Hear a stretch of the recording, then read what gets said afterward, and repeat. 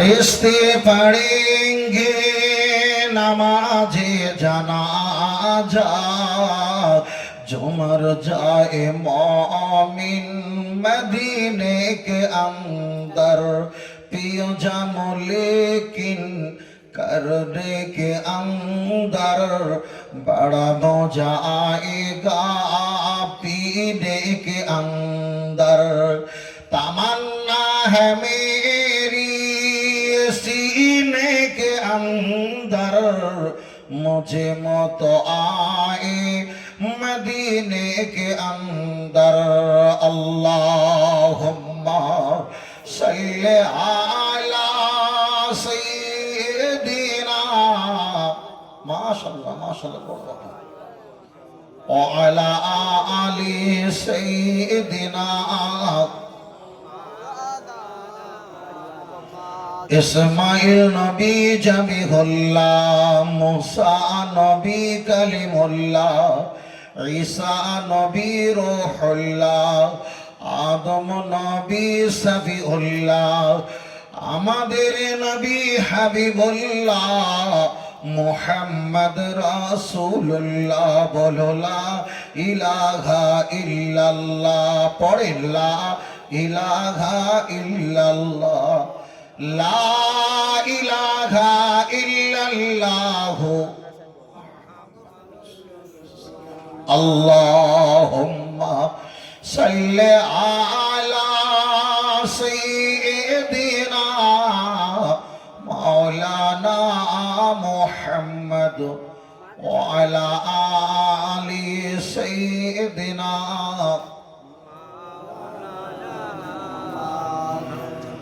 আল্লাহ পাকের দরবারে অসংখ্য শুকরিয়া বলি আলহামদুলিল্লাহ। নবীর প্রতি অসংখ্য দরুদ ও সালাম, সকলে বলি সাল্লাল্লাহু আলাইহি ওয়াসাল্লাম। এতক্ষণ ধরে আপনারা অজনসিয়া শুনলেন আওলাদে মুজাদ্দিদ জামান ভাইজান হুজুর কিবলা। আনার পূর্বে আরো ওলামা হযরতগণ এবং বাচ্চারা কেরাত গজল নাত আবৃত্তি হামদে বাড়ি তাআলা অনেক কিছু আমরা শ্রবণ করেছি, শুনেছি। আল্লাহ আমরা একে একে যা বলেছি আল্লাহ ভুল ত্রুটিকে মাফ করে দেন। আল্লাহ ভালাই গুণ আমার নবীর ওসিলা আপনি কবুল করে নেন, বলুন আল্লাহ। শেষ লগ্নে আমরা বসেছি, একেবারে শেষ।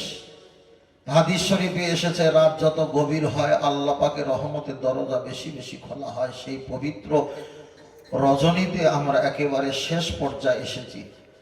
একদিকে মাদ্রাসা, অপরদিকে দিনে মাহফিল, কোরআন হাদিস ইজমা কিয়াসের অনুকূলে একদিনই মাহফিল।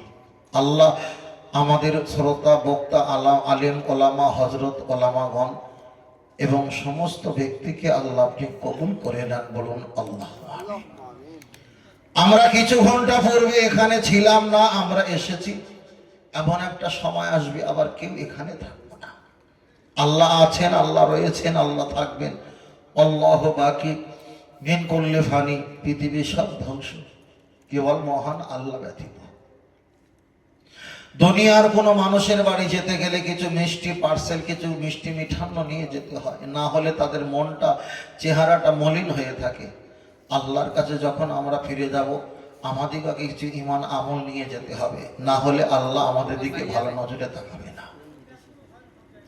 তবে সবচাইতে বড় বিষয় হলো একেবারে তো আমি শেষ পর্যায়ে এসেছি। ভাইজান হুজুর বলছিলেন পরিস্থিতি এই, তবে যতক্ষণ থাকবো কিছু কথা বলা আর কিছু আমল করা যেন আল্লাহ সুযোগ করে দেন, বলুন আমিন। আজকের কি বক্তব্য নসিহত করব আমি তো সিদ্ধান্ত কিছু করিনি, যেহেতু এক জায়গায় দাওয়াতে ছিলাম সেখান থেকে এসেছি, আল্লাহ নিয়ে এসছেন আলহামদুলিল্লাহ। আর আপনাদের এই জায়গাটা অনেকটা আমাদের জন্য দূরত্ব হয়, তবু আল্লাহ শুকরিয়া। আল্লাহ যতক্ষণ বলান কোরআন হাদিসের ইজমা কিয়াসের অনুকূলে আল্লাহ বলা তৌফিক দেন, বলেন আমিন। মায়েরা কি এখন আছে নাকি? বড় ভাই আছে মায়েরা? ওই প্রজেক্টর ভাই বলে বলতে পারে মায়েরা আছে। তা আপনি অত দূর নিয়ে গেছেন কেন? কাছাকাছি রাখতে পারেন না, অসুবিধার জন্য নাকি? ও মায়েরা আছে আলহামদুলিল্লাহ। আল্লাহ আমাদের মায়েদেরকে আল্লাহ আপনি কবুল করেন, বলুন আমিন। এই ঠান্ডার পরিবেশে তারা দিনে মাহফিল শুনতে এসছে, একটা রাত কষ্ট করে চাল্লাই, একটা রাতের কষ্টের বিনিময়ে আল্লাহ তাদেরকে আপনি মাফ করে দেন। তাদের বাড়ি পরিবার, ছেলে মেয়ে, বিয়ে বাচ্চা, নাতিপোতা, আল আওলাদ, আব্বা মা, ভাই বোন, আল্লাহ সকলকে হেফাজত করেন, বাড়িতে সুখ শান্তি রহমত বরকত দান করেন। সকলে বলেন আল্লাহ আমিন। তাহলে আজকের একটু মায়েদেরকে কিছু বলবো, তারাও আমাদের কাছ থেকে কিছু কথা শুনে যাক। মায়েদের বিষয়ে কিছু বলবো, ছেলেদের বিষয়ে কিছু বলবো। তবে চলেন, আজকে বার পড়ে গেছে রবিবার, ছিল শনিবার, বার পড়ে গেছে রবিবার। তবে আপনাদের মাহফিল জলসাটা চলছে অনেক বছর, অনেক বছর, যতটা শুনলাম 50 বছরও তো বেশি হতে পারে, আলহামদুলিল্লাহ। তবে সবচাইতে গুরুত্বপূর্ণ বিষয় হলো অজনসিয়াত, যেটা আমরা সারা রাত্র করছি। হয়তো আপনাদের প্রতিষ্ঠানের দিকে তাকিয়ে আপনারা সারা রাত করছেন। আমি বলবো বিষয়টা একটু ভালো করে চিন্তা ভাবনা করতে হবে। যেহেতু আমাদের মাদ্রাসায় দুটো পয়সার দরকার, মাদ্রাসার ছাত্ররা পাগড়ি নেয়, কিভাবে স্বল্প সময়ে আমাদের মুনাফা আসবে, কিভাবে স্বল্প সময়ে মানুষের সামনে আমরা থাকব, এইভাবে একটু মাথায় একটু চিন্তা রাখাটা দরকার। মনে হচ্ছে আপনাদের চিন্তা সিদ্ধান্তটা আগে যা ছিল 20 বছর আগে, সেইভাবে চালালে হবে না। এখন মানুষ অল্প সময়ে অনেক ইনকাম করার চিন্তা ভাবনা করে। কোনো বাড়িতে রাখালগিরি করে মাসকে মাস থাকবে, পান্তা ভাত খেতে দেবে, আর বিয়ে হওয়ার সময় একটা লুঙ্গি আর গামছাতে ছেড়ে দেবে, এরকম বাবু আর পৃথিবীতে কেউ নেই। আগে ছিল, এখন নেই। এখন অল্প সময়ে বেশি বেশি মানুষ ইনকাম করার ধান্দা করে, তা আমাদেরকে সেইভাবে করতে হবে। তাই বিষয়টা যারা জানে তাদের সঙ্গে একটু আলোচনা করলে মনে হচ্ছে আপনাদের এই জায়গাটা আরো একটু সুন্দর জায়গায় পৌঁছাবে, এটা আমি আশাবাদী। আমি যতটা বুঝলাম, চলেন এগিয়ে যাই। আরবি লিখতে গেলে ডান দিক দিয়ে লিখতে হয়। তোমার রেকর্ডিং করছে বাবু, তো ওখানে গেলে সাউন্ড হবে। এরকম জায়গায় তুলো একটা আড়ে দিয়ে স্ট্যান্ডটা উঁচু করো, বুঝলেন না? স্ট্যান্ডটা উঁচু করে এরকম সাইডে দেবে, সুবিধা হবে। তোমাদের সেটের নেই, রিং আই নেই, সাউন্ড টাউন কিছু নেই, ওইভাবে হয় পাগল করলে সমস্যা হয় না। ভালো করে করবে, ভালো করে ওটা করতে, যখন ওই করবে যখন খুব ভালো করে, যারা জানে ওনাদের কাছ থেকে 50 টাকা 100 টাকা 200 টাকা নাস্তা পানি করে দিয়ে ওদের কাছে শিখে নিতে হবে। কি তাই তো? হ্যাঁ, ওরা টক্কর বলবে না। আমি না সব জানি, আমি হুজুর ওটাও সব জানি, কিন্তু সবাই তো বলবে না, একটু দেখে নেবে, আরো সুবিধা হবে। একটু বলে গেলাম, খেয়াল রাখবে। চলে, আরবি লিখতে গেলে ডান দিক দিয়ে লিখতে হয়, কোরআন পড়তে গেলে ডান দিক দিয়ে পড়তে হয়, ফার্সি উর্দু লিখতে পড়তে গেলে ডান দিক দিয়ে লিখতে হয়, পড়তে হয়। মসজিদে উঠতে গেলে ডান পা, পায়খানা ঘর থেকে নামতে গেলে ডান পা, ঘুমাতে গেলে ডান দিক, কিছু খাওয়া দাওয়া নাওয়া দাওয়া সেটাও ডান হাতে। আমি মাইকটা ঘরে নিলামও ডান দিক, আমি একটা হাতে ঘড়ি পড়েছি, এটাও ডান হাতে। ফিলিস্তিন, দুবা, কুয়েত, উপকূল সাগর, টেনানগর, মরক্কে যত গাড়ির রেস্টারিং আছে, গাড়ির রেস্টারিং হলো বাম দিক, সাইড নেওয়া হয় ডান দিক। সর্বপ্রথম সৌদি আরবে অঙ্ক আবিষ্কার হয়েছিল। অঙ্কের সংখ্যা যে দিক দিয়ে পারেন আপনি বসাতে পারেন, কিন্তু হিসাব করার সময় আপনাকে ডান দিক দিয়ে হিসাব করতে হবে। মা হালিমাতুস সাদিয়া রাসূলুল্লাহ সাল্লাল্লাহু আলাইহি ওয়াসাল্লাম দুধ পান করেছিলেন, সেটাও ডান দিক। মসজিদের ইমাম সাহেব হুজুর আসর এবং ফজরের নামাজের পরে একটু বেঁকে বসে, সেটাও ডান দিক। প্রথমে সালাম ফিরানো হয়, সেটাও ডান দিক। তাহলে আমরা যে কাজগুলো করব সে কাজটা হবে ডান দিক। হাতে ঘড়ি পড়তে হবে ডান দিক, হাতে যদি একটা আংটি যদি শখ করে দেন সেটাও ডান দিকে, ডান হাতে পড়বেন। তবে কখনো কখনো আল্লাহ নবী আংটিটা মাঝে মাঝে বাম হাতে খুলে লাগাতেন, এটা ছিল ব্যতিক্রম। যেমন মাসাওয়া করতে হয়, হাতে হাত দিয়ে, যে আমরা বলি আগফিরুল্লাহু লানা ওয়া লাকুম, আমরা 2 হাত দিয়ে দিই। 2 হাত দিয়ে মাসাওয়া করার কথা হাদিস শরীফ এসেছে, 1 হাত দিয়ে মাসাওয়া করার কথা হাদিস শরীফ এসেছে। তবে 2 হাত দিয়ে করাটা সবচাইতে ভালো, 1 হাত দিয়ে করাটা খুব একটা শক্তিশালী না, ওই জন্য আমরা 2 হাত দিয়ে বেশি করি। দাঁড়িয়ে প্রস্রাব ফেরাটা ভালো না খারাপ? খারাপ। দাঁড়িয়ে প্রস্রাব ফেরাটা খারাপ না ভালো? ভালো না? ভালো। পৃথিবীর কোন হাদিস শরীফে লেখা নেই যে দাঁড়িয়ে প্রস্রাব করা হারাম। ভালো করে শুনবেন, মাইকে কথা বলছি। পৃথিবীর একটা হাদিস দেখাতে পারবেন না যে দাঁড়িয়ে প্রস্রাব করা হারাম। তবে আল্লাহ নবী বলেছেন, আনা বইস্তু মুআল্লিমান, আমি হলাম তোমাদের শিক্ষক। আল্লাহ নবী জীবনে একবার দাঁড়িয়ে প্রস্রাব করেছিলেন। আপনি যদি প্লেনে যান, ফ্লাইটে, আমি প্রায় 18-20 বার ফ্লাইটে আপ ডাউন করেছি, আমি জানি কম বেশি। ফ্লাইটে গেলে আপনার কিন্তু টয়লেটে কোনো বসার জায়গা নেই। ওখানে টিস্যু নরম পাতলা, ছেলেদের মেয়েদেরকে টিস্যুর বিভিন্ন 7 রকম টিস্যু আছে, আপনাকে দাঁড়িয়ে প্রস্রাব করতে হবে। তা হাদিসটা বুখারীতে এসেছে, আল্লাহ নবী দাঁড়িয়ে প্রস্রাব করেছিলেন এক সময় ময়লা জায়গায়। সাহাবারা জিজ্ঞাসা করলেন, ইয়া রাসূলুল্লাহ, আপনি কি দাঁড়িয়ে প্রস্রাব করলেন? আপনি বুইস্তু মুআল্লিমান, আমাদের শিক্ষক। নবী বললেন, ময়লা জায়গায় প্রস্রাব করেছি, তবে উম্মতে মুহাম্মাদি যদি কোনো বিপদে সংক্ষেপে জায়গায় পড়ে, পরিস্থিতির অনুকূলে ওরা যদি দাঁড়িয়ে প্রস্রাব করে, আল্লাহ রাগান্বিত যাতে না হয়, গোনা যাতে না দেয়, আমি ওই জন্য দাঁড়িয়ে একবার প্রস্রাব করে আমি ওদেরকে শিখিয়ে গেলাম যে পরিস্থিতির কারণে দাঁড়িয়ে প্রস্রাব করা যাবে। আপনি কলকাতা হনুমন্ট ধর্মতলা ওখানে চলে গেছেন, সরু জায়গা, সবাই দাঁড়িয়ে প্রস্রাব করেছে, প্রস্রাবের ছিটা চারিদিকে দেওয়ালে কুয়াশার মতো লেগে আছে। আপনার কাঁধে আছে ব্যাগ, আপনি যদি নিয়ে ভিতরে যান, যাওয়া সম্ভব নয়। যদি আপনি ভিতরে চলেই যদি যান, তাহলে প্রস্রাবটা আপনার হাঁটুতে লাগবে দেয়াল, আপনি নাপাক হয়ে যাবেন। আর যদি আপনি ব্যাগগুলো পিছনে রেখে একটু প্রস্রাব করেন, সুন্নতি তরিকা, বসে যদি প্রস্রাব করেন, পিছনে ব্যাগ আছে। নদিয়ায় আখ বিখ্যাত, দার্জিলিংয়ে চা বিখ্যাত, বর্ধমানে ধান বিখ্যাত, কলকাতায় পকেট মার বিখ্যাত, তাহলে ব্যাগ ইন্নালিল্লাহ হয়ে যাবে। তাহলে একটা সুন্নাত পালন করতে গিয়ে, 1 হাত সেলাই করতে গিয়ে 5 হাত ছেড়ে যাবে। তাহলে আপনাকে কি করতে হবে? দাঁড়িয়ে প্রস্রাব করতে হবে। যদি বলেন হুজুর ওখানে দাঁড়িয়ে প্রস্রাব করব না, প্রস্রাবের যেখান থেকে নালা যাচ্ছে, প্রস্রাবের নালা, ওখানে একটু প্রস্রাব করব। মিশকাতের হাদিস এসছে, প্রবাহিত নালা যেখানে পানি যায় ওখানে প্রস্রাব করা হারাম। আপনি নদীতে পানি নিচ্ছেন, সেচ দিয়ে আপনার খেতে পানি নিচ্ছেন, প্রবাহিত নালা পানি যাচ্ছে, ওই পানায় ওই নালায় প্রস্রাব করা শরীয়তে নিষেধ আছে। তার কারণ, তাহলে প্রস্রাব আপনি দাঁড়িয়ে করতে পারেন, তবে এটা হলো আদবের খেলাফ। বসে প্রস্রাব করা এটা হলো সুন্নাহ। আমরা বসে প্রস্রাব করি, তবে পরিস্থিতির কারণে দাঁড়িয়ে প্রস্রাব করা জায়েজ, হারাম নয়। এটাও এক সাইডে রাখতে হবে। কথা মাথায় গেল? কোনো কেউ যদি দাঁড়িয়ে প্রস্রাব করে আর আপনি যদি বলে হুজুর দাঁড়িয়ে প্রস্রাব করেছেন, বিপদে পড়বেন। রমজান মাসে দেখতে পেয়েছি কলকাতা টিভি সুলতান মসজিদের ওখানে অনেকে রমজান মাসে খাওয়া দাওয়া করে, মাথায় পাগড়ি, মাথায় টুপি, মুখে দাড়ি, জুব্বা, পাঞ্জাবি, হাম্মি জাম্মি, বিশাল চেহারা, পর্দাটা টেনে দিয়ে খাওয়া দাওয়া করছে। ছেলেদের তো মোবাইল আছে, এইদিকে ক্যামেরা, আবার সামনেও ক্যামেরা। খাস করে একটা ফটো তুলে ফেসবুকে দিয়ে বলছে, আসো কাছের দিকে, আসো আসো কাছের দিকে আসো। ফেসবুকে ফটো তুলে দিয়ে বলছে, দেখো হুজুররা তো রমজান মাসে খাচ্ছিল, আমি স্বচক্ষে দেখেছি। বাবা তুমি জানো, যারা খাচ্ছিল সত্য করে খাচ্ছিল, কিন্তু শরিয়াতের মশলা তোমার জানতে হবে। যারা ওখানে খাচ্ছে তাদের বাড়ি ওখানে নয়।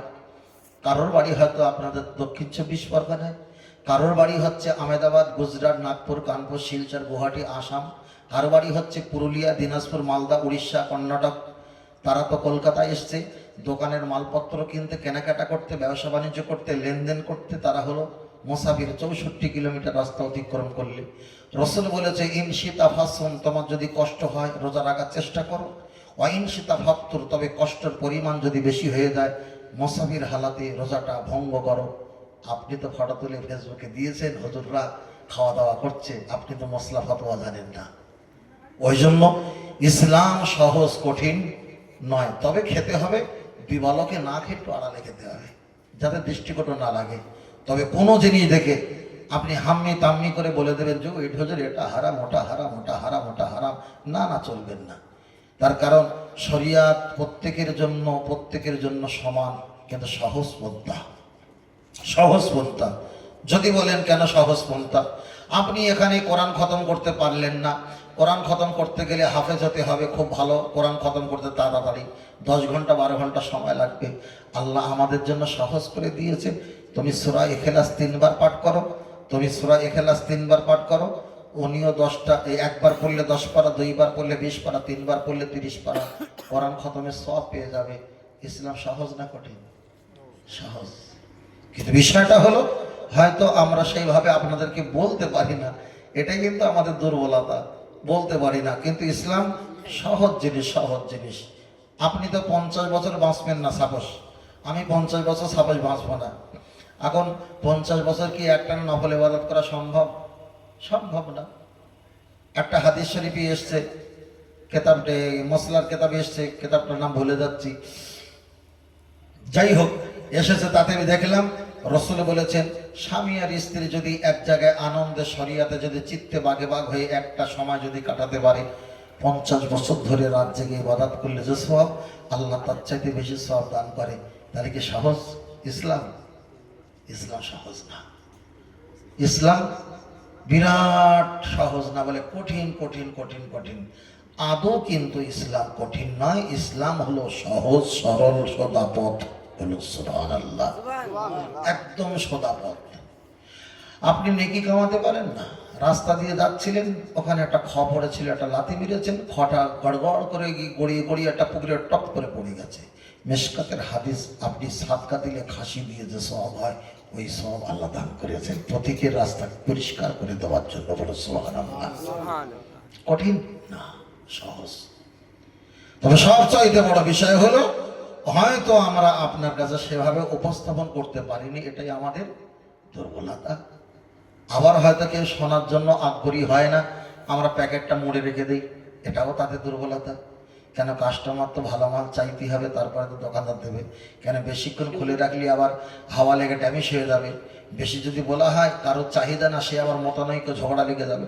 যেমন আমার মাঝে মাঝে মাঝে আমার সঙ্গে হয়, এলাকার কোনো মুফতি সাহেব থাকলে অজনসিয়া শুনে বলবে আপনি বলেছেন এই কথাটা বলা ঠিক হয়নি।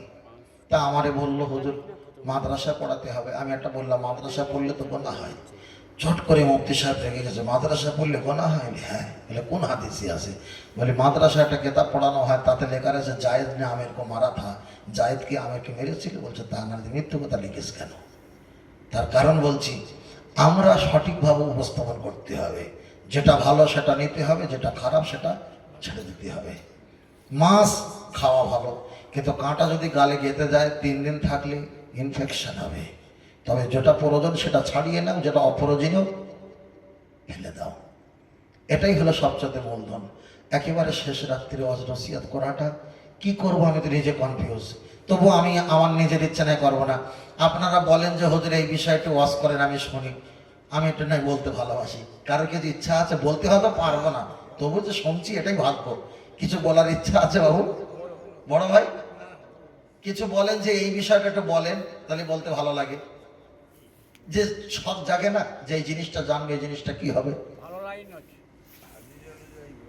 আমি নিজে নিজে ভাই বলতে নিজে নিজে বলেন। এই নিজে নিজে বলেই তো ঘরগুলো ঝড় হওয়ার আগে ভেঙে যায়। একটু ইঞ্জিনিয়ারলে পেলালে ঘর করলে তো অনেকদিন টেকে, বুঝলেন না? নিজে নিজে করে তো সর্বনাশ। নিজে নিজে জমি রোপণ করছে, করতে করতে আল বেঁকে উত্তর দিক থেকে দক্ষিণ দিকে চলে গেছে। যদি আর একজনের সাহায্য নিত মনে একটু সোজা হতো। আমাদের সমস্যা এটা। আল্লাহ আমাদেরকে ক্ষমা করেন, বলুন আমিন। যেহেতু মাদ্রাসার বিষয় নিয়ে কিছু তো বলা যাক নাকি? আমি ওয়াজ মুখস্থ করে আসিনি ভাই। আমি যেখানে ছিলাম সেখানে আমাকে বলে দিয়েছে হুজুর নবী দিবস জলসা, নবী দিবসের ওয়াজ করেছি, নবী দিবস করা যাবে কিনা, নবী দিবস জন্ম দিবস না মৃত্যু দিবস, হ্যাঁ এইরকম বিভিন্ন মশলা মশাই নিয়ে সেখানে ওয়াজ করলাম। আপনাদের পিছনে কিছু লেখা আছে? কিছু লেখা নেই। তাহলে আপনাদের জলসাটা হয় কি উদ্দেশ্য বাবু? বাৎসরিক জলসা, মাদ্রাসা, তাই তো? মাশাআল্লাহ। তাহলে মাদ্রাসা নিয়ে বলি, কে বলিনি তো নাকি? মাদ্রাসা নিয়ে কোরআন নিয়ে কেউ ওয়াজ নসিহত করেছে কি? আচ্ছা, আমার যদি ওয়াজ যদি এক হয়ে যায় আপনি হাত তুলবেন, হ্যাঁ? তাহলে আমি ওখান থেকে কাটবো, মানে রেল লাইন ঘুরিয়ে নেবো, যাতে এক না হয়। মাশাআল্লাহ, চলে না গিয়ে যাই। আল্লাহ আল্লাহ আল্লাহ। আমরা পরকালে জান্নাত পাবো নেকি দিয়ে না মহব্বত দিয়ে? একটু কথা বলতে, বিশেষ রাত্রে আমার পরে কেউ নেই তো। নেকি দিয়ে না মহব্বত দিয়ে? মহব্বত দিয়ে। নেকি দিয়ে হবে না? তাহলে এত বছর তো শুনেছেন, যার নেকির পাল্লা ভারী সে হবে, সে হুজুরি গুলো কি হবে? এবার তাকাতে বলবো জাতি হবে। ভাই বলে দিয়েছে মহব্বত দিয়ে। তাহলে যে বলেছে নেকির পাল্লা ভারী তারা হয় সে হবে জান্নাতি, গুনার পাল্লা ভারী সে হবে জাহান্নামী। এখন এগুলো কি হবে? নেকি হলো খুচরো পয়সা। নেকির চুল পরিমাণ দাম নেই, চুল পরিমাণ দাম নেই। আমি যেখান থেকে বসে বসে কাপড়টা গোলাচ্ছিলাম, ঝুলেছিল, আর একটা বক্তা যদি আমার পরে থাকতো তার সুবিধার্থে এটা আমার সওয়া হতো। নেকি যেখানে সেখানে পড়ে থাকে, কিন্তু মহব্বত সব জায়গায় থাকে না। আর নবীর মহব্বতের পিছনে থাকবে, আল্লাহ অ্যাকাউন্টে নেকি অটোমেটিক হাজির করে দেবেন। বলো সুবহানাল্লাহ। নেকির জন্য পড়ে থাকে। নেকি যে খুচরো পয়সা, আর চেক হলো একদম ডলার ডলার ডলার ডলার, শুধু সংখ্যা লিখবে ডলার, সংখ্যা লিখবে ডলার। তবে নেকি হলো খুচরো পয়সা। নেকির পিছনে ছুটে জান্নাত পাওয়া সম্ভব না। আমার অস আপনার মাথায় টপ করে যাবে না, কেন 40 বছর ধরে তো আমরা পড়িয়েছি তো। আর 40 বছর পরে 26 বছর যদি উল্টো বলি টপ করে কি মাথায় যাবে? যাবে না। চলেন। قال النبي صلى الله عليه وسلم, আল্লাহ নবী আমার হাদিস শরীফে বললেন, মান করা আল কোরআন হারফান ফালাহু আশরু হাসানা আও কামা ক্বালা আলাইহিস সালাম। আল্লাহ নবী বললেন, কোরআন শরীফের একটা অক্ষর পাঠ করলে আশরাতুন হাসানা, আমার আল্লাহ পাক 10টা করে নেকি দান করে দেয়।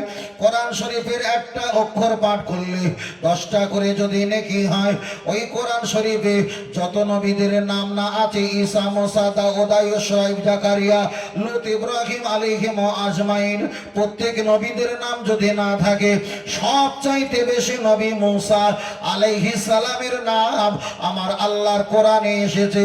কোরআন শরীফের অক্ষর যদি একটা করে পাঠ করি, 10টা করে যদি নেকি হয়। মুসা নবীর নাম লিখতে গেলে মিম সিন দুটো অক্ষর লাগে, একটা অক্ষরে যদি 10টা হয়, দুটো অক্ষরে কটা হবে? কোরআন শরীফ আপনি পড়তে পড়তে নাজরা হদ সবিনা আপনি খতম পড়বেন, 1 পৃষ্ঠা 2 পৃষ্ঠার হাফ পারা 1 পারা পড়তে পড়তে ওই যে কাজা ওখানে জিবালা পাহাড়ের নাম আসবে, অসাজারা গাছের নাম আসবে, নামলো পিপিলিকার নাম আসতে পারে, আবার পড়তে পড়তে ফেরাউনের নামও এসে যাবে। আপনি নাজরা হদ সবিনা খতম পড়তে পড়তে ফেরাউনের নাম যদি কোরআনের আয়াত অনুযায়ী যদি একবার বলেন, ফারাইয়া আইন অনুন খমসা, 5টা অক্ষর মিলে ফেরাউন লিখতে হয়, 2টো অক্ষর মিলে নবী মুসা লিখতে হয়, মিম সিন মুসা। একটা অক্ষরে যদি 10টা করে নেকি হয়, 2টো অক্ষরে নবী মুসা বললে 20টা নেকি, তাহলে ওখানে 2টো করে 20টা নেকি পেলাম অক্ষরে। আল্লাহর কোরআন পড়তে পড়তে ফেরাউনের নাম যদি একবার আপনি পড়ে চলে যান, 5টা অক্ষরে 5 10 কে 50টা নেকি হবে। এবার যারা বলে যাদের নেকির পাল্লা ভারী তারাই হবে জান্নাতি, যাদের নেকির পাল্লা হালকা তারা হবে জাহান্নামী। তাহলে একজন ফেরাউনের নাম বলেছে 50টা নেকি, একজন নবী মুসার নাম বলেছে 20টা নেকি। এবার বলেন কোন ব্যক্তি জান্নাতি আর জাহান্নামী? কথা বুঝতে পারেননি ভাই? তাহলে নেকির পাল্লা যার ভারী হবে জান্নাতে যাবে। তাহলে ফেরাউন যে বলেছে 50টা নেকি হয়েছে, নবী মুসা যে বলেছে 20টা নেকি হয়েছে, এবার কারা জান্নাতে দেবে? নবী মুসার দলের উম্মত, মুসার দলের ভক্ত না ফেরাউনের দলের ভক্ত? কারা ওয়াজ করে আর কোন মাদ্রাসা লেখাপড়া করে আমি জীবনে বুঝতে পারিনি ভাই। বলেন, এই ছোট্ট করে ভুল ভাঙিয়ে দেওয়াটা জরুরি ছিল। নেকির পিছনে ছুটে লাভ হবে না, কোনো লাভ নেই। ও আমার বাপজিরা, গিয়ে চলে যাওয়া যায়। নবী মুসা আলাইহিস সালামের নাম বললে 20টা নেকি হয়। আল্লাহ নবী মুসার নাম বললে যদি 20টা নেকি হয়, ফেরাউনের নাম বললে 50টা নেকি হবে। আপনি যদি বারবার বলেন 50টা নেকি হবে, আলিফ লাম লাম হে আল্লাহ 4 10 কে 40টা নেকি হবে। আল্লাহ আল্লাহ আল্লাহ বললে তো নেকি হতে থাকবে। নবী মুসার নাম যদি আপনি কোরআনের আয়াত অনুযায়ী বলেন 20টা করে নেকি হবে, ফেরাউনের নাম যদি কোরআনের আয়াত অনুযায়ী যদি পড়তে থাকেন আর বলেন 50টা নেকি হবে, আপনি বারবার নবী দেখা যায় ফেরাউনের নাম জিকির করবেন আর বলবেন, নেকি অ্যাকাউন্টে থাকবে। আল্লাহ নবী বলেছেন ইয়ামুল জাজা আর ইয়ামুদ্দিন, ইয়ানি বদলা দেন একাদিন হাসরের ময়দানে যে যার নাম বারবার দেখেছে হাসরের ময়দানে আমার আল্লাহ তার সঙ্গে লাইন দাঁড় করিয়ে দেবে। তাহলে নেকির পিছনে ছুটতে গিয়ে বিপদে পড়েছে না পড়েনি? বিপদে পড়েছে। নবী মুসা আলাইহিস সালামের নাম আমি বারবার বলেছি, লা ইলাহা ইল্লাল্লাহ কিংবা মুহাম্মাদুর রাসূলুল্লাহ আমি বারবার বলেছি, কিয়ামতের ময়দানে নবীরা যে কাতারে দাঁড়াবে আমাদেরকেও সেই কাতারে দাঁড়িয়ে দেবেন। তবে আল্লাহ নবী জানিয়েছেন আল মারউ মান আহাব্বা আকামা ক্বালা আলাইহিস সালাম, তুমি যাকে ভালোবেসেছিলে তার সঙ্গে দয়ার জান্নাত নসিব হয়ে যাবে। তাহলে দুনিয়াতে যার নামকে জপ করবে তার সঙ্গে হাসর নাসর হবে। এখানে প্রমাণ হয়ে গেল নেকি দিয়ে যদি জান্নাত পাওয়া যায় তাহলে ফেরাউনের নাম জপ করে নেকি কামানো সম্ভব। নবী মুসার নাম জিকির করে নেকি কম হতে পারে কিন্তু মহব্বতটা হবে। আর মহব্বত যদি হয়, নবী যদি জান্নাতে যায়, তুমি মহব্বত করার বিনিময়ে তোমার হাত ধরে আল্লাহর দয়ার জান্নাতে হাজির হয়ে যাবে। আরেকটু চুরি হবে না? তাহলে এতকাল শুনেছি নেকি নেকি সওয়াব, বাজারে গিয়ে লা ইলাহা ইল্লাল্লাহু হুয়াল হাইয়ুল কাইয়ুম হুয়াল গফুরুর রহিম অনেক কটা দোয়া এরকম আছে। কিছু দোয়া পড়লে একবার পড়লে 1 লক্ষ নেকি। তুই নেকি নিয়ে শুয়ে থাক, তোর অ্যাকাউন্ট একদিন ডিলিট হয়ে যাবে। আল্লাহ এগুলো হলো অফার দেয়, offer offer offer offer offer. অনেকে ফজিলত শোনায়, ফজিলত এই কাজটা করলে বিরাট ফজিলত। গ্যাস পাইপ ফাঁকা আর দামি চুলো নিয়ে কি ভাতে দেবে? তোর গ্যাস পাইপ লিক যেটা আছে ওটা ঠিক কর, চুলো যেমন তেমন হোক, ওই মাটির গর্ত করে চুলো রান্না করা যাবে। আগে আপনাকে ঈমান আর আকীদা ঠিক রাখতে হবে, নেকি অটোমেটিক হবে, নেকি অটোমেটিক হবে, নেকি অটোমেটিক হবে। তবে জেনে রেখে দাও, আমি আপনাকে বলতে চেয়েছি আপনি নবীর পিছনে থাকেন, নবীর পিছনে থাকেন। আমার নবী দাড়ি রেখেছেন, আপনি রাখবেন। আমার নবী মাথা টুপি পাগড়ি পরেছেন, আপনি পরবেন। আমার নবী জুব্বা পরেছেন, আপনি পরবেন। আমার নবী সালাম দিয়েছেন, আপনি দেবেন।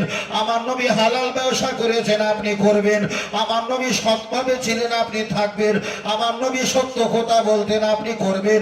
আমার নবী যে কাজগুলো আমাদের করতে বলেছে আপনি সেই কাজগুলো করবেন। আল্লাহ অটোমেটিক অ্যাকাউন্টে নেকি হাজির করিয়ে দেবে। তাহলে নেকির পিছনে ছুটে জান্নাত পাওয়া সম্ভব নয়। আল্লাহর নবীর পিছনে যদি আপনি ছুটতে পারেন আমার আল্লাহ আপনাকে জান্নাত দেবেই দেবে। তাই আমি বারবার করে একটাই কথা বলতে চেয়েছি, নেকি আমাদের লক্ষ্য বস্তু নয়, আমাদের লক্ষ্য বস্তু হলো আল্লাহ আর নবীকে ভালোবাসা। জোরে বলেন।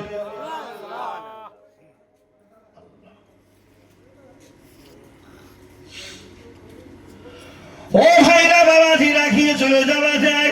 হাদিস শরীফে এসেছে যত সম্ভব মিশকাতের হাদিসে, আল্লাহ নবী এক সময় বসে আছেন, একটা সাহাবী এসে বললেন ইয়া রাসূলুল্লাহ আমি জান্নাতে যেতে চাই।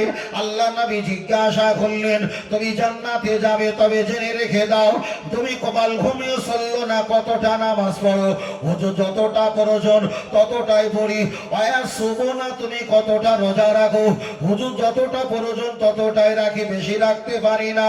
আয়া হতো না তুমি কতটা হজ করেছো? হুজুর যতটা প্রয়োজন ততটাই করেছি, বেশি করতে পারি না।